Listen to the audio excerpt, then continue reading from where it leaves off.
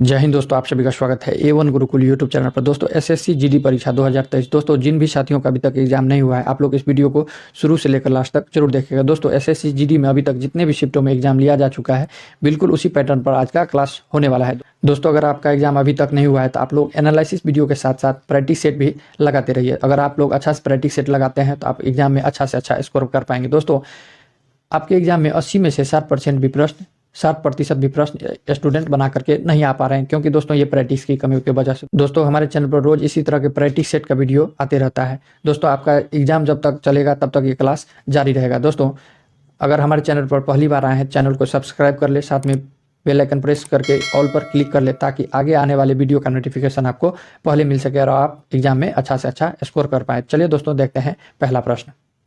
पहला प्रश्न है, किसे फॉरेस्ट मैन ऑफ इंडिया कहा जाता है? दोस्तों किसे फॉरेस्ट मैन ऑफ इंडिया कहा जाता है? ऑप्शन है सुंदरलाल बहुगुणा, राजेंद्र सिंह, जादव पायोंग या मेरेथुमुथु योगनाथन। तो दोस्तों फॉरेस्ट मैन ऑफ इंडिया जो है यह जादव पायोंग को कहा जाता है। फॉरेस्ट मैन ऑफ इंडिया यह जादव पायोंग को कहा जाता है। और दोस्तों सुंदरलाल जो बहुगुणा है यह चिपको आंदोलन के प्रणेता, या कहे तो चिपको आंदोलन में सबसे मुख्य भूमिका किसका था? तो यह सुंदरलाल बहुगुणा जी का था। दोस्तों ये राजेंद्र सिंह जो है, यह राजेंद्र सिंह को वाटरमैन ऑफ इंडिया कहा जाता है। दोस्तों और एक दो प्रश्न बनता है, भारत का नेपोलियन किसे कहा जाता है? तो वह समुद्रगुप्त को कहा जाता है। और दोस्तों एक प्रश्न पूछा जाता है, लाइट ऑफ एशिया किसे कहा जाता है? तो वह जो है भगवान महात्मा बुद्ध को कहा जाता है। बुद्ध भगवान को लाइट ऑफ एशिया कहा जाता है। दोस्तों जितना हो सकता है आपको बेहतर से बेहतर चीज़ें प्रोवाइड करने का कोशिश करता हूं। अगर जीडी के अलावा दूसरा चीज़ का एग्जाम का भी तैयारी कर रहे हैं आप, तो एग्जाम से अगर 2 महीना पहले हमारे चैनल से जुड़ जाते हैं तो हम ये गारंटी देते हैं आपका तैयारी इतना बेहतर हो जाएगा कि आप एग्जाम में बहुत अच्छा स्कोर कर पाएंगे और अपना सिलेक्शन कर पाएंगे। चलिए दोस्तों नेक्स्ट प्रश्न। दोस्तों ग्रहों की गति का संचालन होता है। ग्रहों का गति का संचालन होता है। ऑप्शन ए न्यूटन के नियम के द्वारा, केपलर के नियम के द्वारा, या गुरुत्वाकर्षण के नियम के द्वारा, या बॉयल के नियम के द्वारा। तो दोस्तों ग्रहों की गति का संचालन किसके द्वारा होता है? तो यह केपलर के नियम के द्वारा। दोस्तों ग्रहों की गति का नियम किसने दिया था? तो यह केपलर ने दिया था। इसीलिए दोस्तों इसके नियम के द्वारा संचालन होता है कहा जाता है। ऑप्शन बी इस क्वेश्चन का राइट आंसर हो जाएगा। नेक्स्ट प्रश्न। दोस्तों दो अस्थियां आपस में एक दूसरे से किससे जुड़ी होती है? दो हड्डी जो होता है, दोस्तों दो हड्डी जो होता है वह उसके बीच में किससे वह जुड़ा होता है? दो हड्डी जो जुड़ा होता है, ऑप्शन पूछ रहा है, वही वसा मोय, या उपस्थि, या कंडरा, या स्नायु। तो दोस्तों दो अस्थियां, दो हड्डियां जो है आपस में स्नायु, जिसे लिगामेंट कहते हैं, उससे ये जुड़ा होता है। तो ऑप्शन डी इस क्वेश्चन का राइट आंसर हो जाएगा। नेक्स्ट प्रश्न। दोस्तों प्रति 1000 पुरुषों पर महिलाओं की संख्या कहलाती है। प्रति 1000 पुरुषों पर महिलाओं की संख्या जो है वह क्या कहलाती है? ऑप्शन है लिंगानुपात, साक्षरता दर, शिशु मृत्यु दर, या जन्म दर। तो दोस्तों प्रति 1000 पुरुषों पर जो है महिलाओं की संख्या कहलाती है लिंगानुपात। ऑप्शन ए इस क्वेश्चन का राइट आंसर हो जाएगा। नेक्स्ट प्रश्न है दोस्तों, सर्व शिक्षा अभियान का उद्देश्य क्या है? सर्व शिक्षा जो अभियान है दोस्तों, इसका उद्देश्य क्या है? महिलाओं को की प्रारंभिक शिक्षा देना, या ग्रामीण निर्धन को प्रारंभिक शिक्षा देना, या 6 से 14 वर्ष की आयु समूह के सभी बच्चों को प्रारंभिक शिक्षा देना, या शहरी निर्धन को प्रारंभिक शिक्षा देना। तो दोस्तों सर्व शिक्षा अभियान जो है यह 6 से 14 वर्ष की आयु के सभी समूह के बच्चे को प्रारंभिक शिक्षा देना। यह दोस्तों कार्यक्रम जो है यह 2001 से ही लागू है। कब से लागू है? यह 2001 से ही लागू है, तो आप लोग ध्यान रखेंगे। नेक्स्ट प्रश्न है, यदि दो कोण एक दूसरे के पूरक हो तो प्रत्येक कोण क्या होगा? एक समकोण होगा, एक बृहत कोण होगा, एक न्यून कोण होगा, या एक अधिक कोण होगा। तो दोस्तों यदि दो कोण एक दूसरे के पूरक होते हैं तो वह न्यून कोण होते हैं। x + y = 90 डिग्री होता है, तो यह क्या हो जाएगा? तो यह न्यून कोण हो जाएगा। तो नेक्स्ट प्रश्न है दोस्तों, 7 खोजी गई प्रथम जीवाणुरोधक एंटीबायोटिक थी।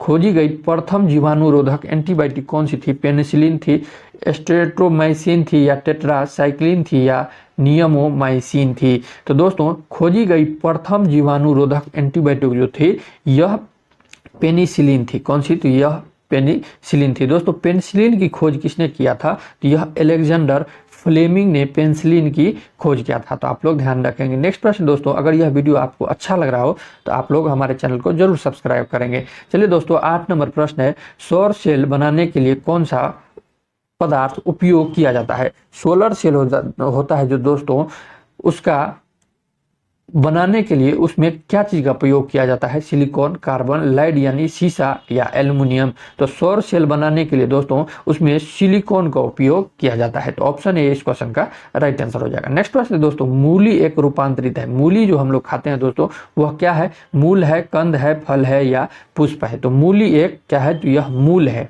मूल है। ऑप्शन ए इस क्वेश्चन का राइट आंसर हो जाएगा। नेक्स्ट है दोस्तों, भारत में क्या है? एक दलीय व्यवस्था है, द्विदलीय व्यवस्था है, बहुदलीय व्यवस्था है, या निरंकुश सरकार है? तो दोस्तों भारत में जो है यह बहुदलीय व्यवस्था है। क्या है? तो यह भारत में बहुदलीय व्यवस्था है। ऑप्शन सी इस क्वेश्चन का राइट आंसर हो जाएगा। आजादी के बाद दोस्तों 1976 तक जो है केंद्र में कांग्रेस की सरकार बनी रही। 1977 के बाद लोकसभा चुनाव कांग्रेस की हार हो गई तथा पहली बार कांग्रेस में जनता पार्टी की सरकार बनी थी। वर्तमान में गठबंधन सरकारों का दोस्तों प्रचलन है, जिसके अंतर्गत कई दल सरकार में शामिल होता है। इसीलिए दोस्तों भारत में जो है बहुदलीय व्यवस्था है। तो 1976 तक जो है कांग्रेस की सरकार बनी रही। उसके बाद जो है 1977 में लोकसभा चुनाव में कांग्रेस की हार हो गई, पहली बार केंद्र में जनता पार्टी की सरकार बनी। वर्तमान में दोस्तों ये क्या है? तो गठबंधन का सरकार चल रहा है। तो क्या है? तो बहुदलीय व्यवस्था है। ऑप्शन सी इस क्वेश्चन का राइट आंसर हो जाएगा। चलिए दोस्तों आशा करते हैं अच्छा समझ गए होंगे। नेक्स्ट प्रश्न दोस्तों, एक वृक्ष की हत्या कविता के रचनाकार है। हिंदी का प्रश्न है दोस्तों, एक वृक्ष की हत्या कविता के रचनाकार कौन है? ऑप्शन है रघुवीर सहाय, वीरेन डंगवाल, नागार्जुन, या कुंवर नारायण? तो दोस्तों एक वृक्ष की हत्या कविता के जो रचनाकार है यह कुंवर नारायण जी है। ऑप्शन डी इस क्वेश्चन का राइट आंसर हो जाएगा। नेक्स्ट प्रश्न 12 नंबर प्रश्न है, किस समूह में सभी शब्द रात के पर्यायवाची हैं? पर्यायवाची शब्द से प्रश्न भी पूछे जा रहे हैं दोस्तों। तो रात के पर्यायवाची कौन कौन से हो जाएंगे? रात्रि, रजनी, या धारा? ये नहीं होगा दोस्तों, ये धारा नहीं होगा। रात्रि रजनी तो होगा, रात्रि रजनी होगा, लेकिन धारा नहीं होगा। मही, अवनी, यामिनी ये भी नहीं होगा। सफरी, तरी, रात्रि ये भी नहीं होगा। रात्रि, रजनी, निशा ये क्या हो जाएगा? तो रात का जो है पर्यायवाची शब्द हो जाएगा। तीनों क्या है? तो यह रात का पर्यायवाची शब्द है। ऑप्शन डी करेक्ट हो जाएगा। नेक्स्ट प्रश्न है दोस्तों, 1907 में जमशेदजी टाटा द्वारा टिस्को की स्थापना कहाँ की गई? ऑप्शन है साकची बिहार, भद्रावती कर्नाटक, या राउरकेला उड़ीसा, या भिलाई छत्तीसगढ़? दोस्तों 1907 में जो जमशेदजी टाटा ने टिस्को की स्थापना यह साकची बिहार में किया गया था। उस समय दोस्तों साकची नाम था। अभी जो वर्तमान में नाम क्या है? यह जमशेदपुर नाम है। जमशेदपुर में जो है टिस्को की स्थापना किया गया था। दोस्तों टिस्को में Tata iron and steel limited, जिसे टिस्को कहा जाता है, इसकी स्थापना जो है 1907 में किया गया था। तो आप लोग इसकी स्थापना भी ध्यान रखेंगे।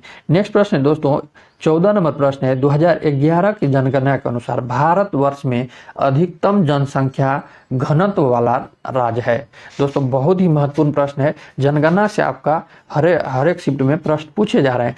2011 के जनगणना के अनुसार भारतवर्ष में अधिकतम जनसंख्या घनत्व वाला राज्य कौन सा है? ऑप्शन है उत्तर प्रदेश, महाराष्ट्र, बिहार, या पश्चिम बंगाल? तो दोस्तों बिहार हो जाएगा। घनत्व वाला पूछ रहा है दोस्तों, सबसे ज्यादा जनसंख्या की बात कर ले तो वह कहाँ पर है? तो उत्तर प्रदेश में है, लेकिन घनत्व वाला राज्य पूछ ले तो बिहार हो जाएगा।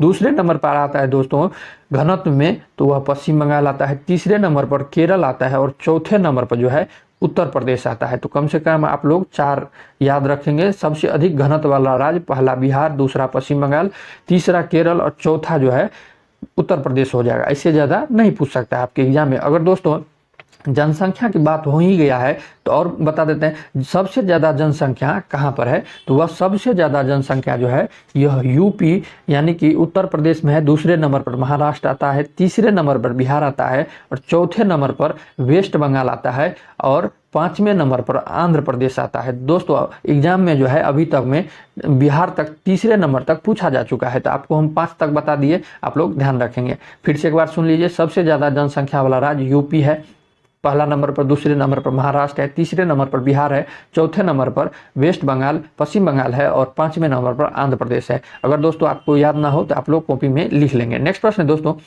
15 नंबर दोस्तों प्रश्न है, मैथ का प्रश्न है, सीआई का प्रश्न है।